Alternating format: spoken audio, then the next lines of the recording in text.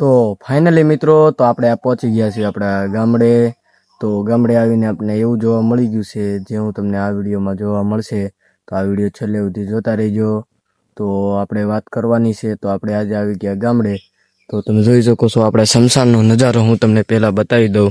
જોઈ શકો છો શમશાનનો નજારો એકદમ લીલું ઘાસ સમ થઈ ગયું છે. તમે જોઈ શકો છો આ બધું પણ લીલું સામ થઈ ગયું છે ને અહીંયા છે બધું ખાસ બધું થઈ ગયું છે. તો તમે અને મેન આપણે વાત કરવાની છે એ આપણે શરૂઆતના વિડીયોના લાસ્ટમાં આપણે બતાવવાના છીએ. તો આજના વિડીયોમાં જોતા રહેજો કેમ કે આજનો વિડીયો આપણે બહુ ખાસ છે કેમ કે આપણે આજે આવી ગયા છીએ ગામડે. તો ગામડે આવીને આપણે બહુ મજા આવી ગઈ છે. તો આપણે 2-3 દિવસ ગામડે રોકાવાનું છે. તો સપોર્ટ કરતા રહેજો કે આપણે વિડીયો બનાવવાનું ચાલુ જ રાખવાનું છે. તો તમને હું હજી જુઓ તમે અહીંથી બેઠા બેઠા નજારો છે તમે જોઈ શકો છો.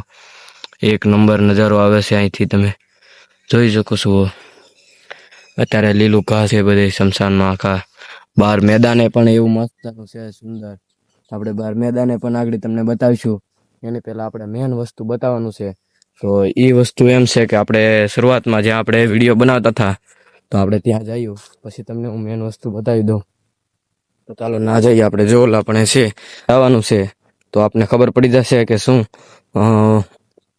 વાત છે કે તમે આજના વિડીયોમાં તમને જાણવા મળશે. તો એ આજના વિડીયોમાં તમને જાણવા મળી જશે. તો જો આપણે અહીંયા આ બધું છે તો અહીંયા તમને યાદ હોય તો આપણે એક મૂર્તિ હતી પહેલાંના વિડીયોમાં. તો જેને પણ પહેલાંના વિડીયો હોય એને ખબર હશે કે આપણે અહીં કઈ મૂર્તિ હતી. એ મૂર્તિ આપણે હું તમને આજના વિડીયોમાં બતાવવાનો છું. એટલે એટલું આમ અપડેટ થઈ ગયું છે બધું આખા શમશાન અને ગામમાં કે તમે જોઈ શકો છો એકદમ લીલું ઘાસ થઈ ગયું છે અત્યારે. બાકી ઉનાળામાં તો મસ્તનો નજારો હતો બધો. આ બધું ઘાસ સાફ થઈ ગયું હતું અને બધું સાફ કરાવી દીધું હતું.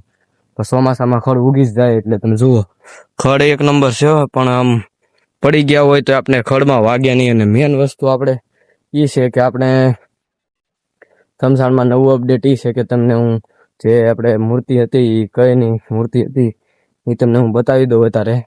તો ચાલો હું તમને પહેલાં એ બતાવી દઉં.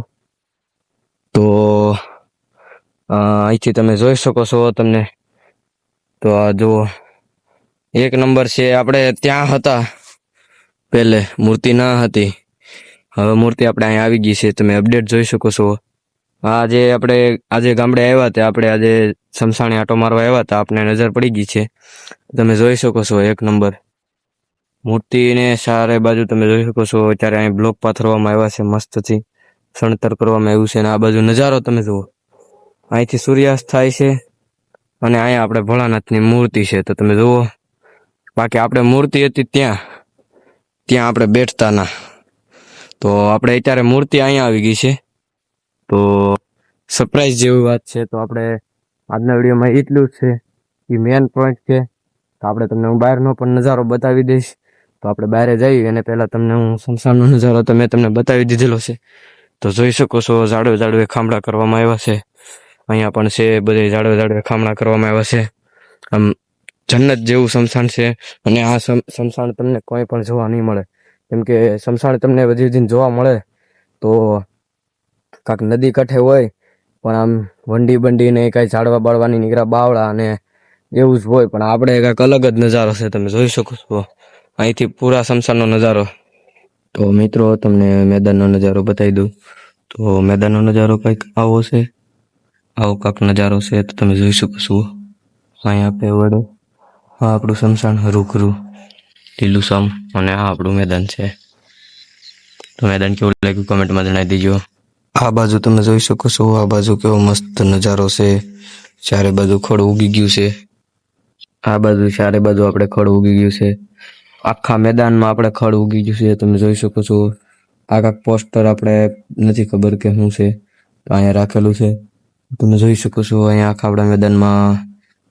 તો તમે નજારો જુઓ. તો આજના વિડીયોમાં આપણે એટલું જ. તો આપણે આની નેક્સ્ટ વિડીયોમાં મળીશું. તબ તક કે લીએ જય હિન્દ જય ભારત.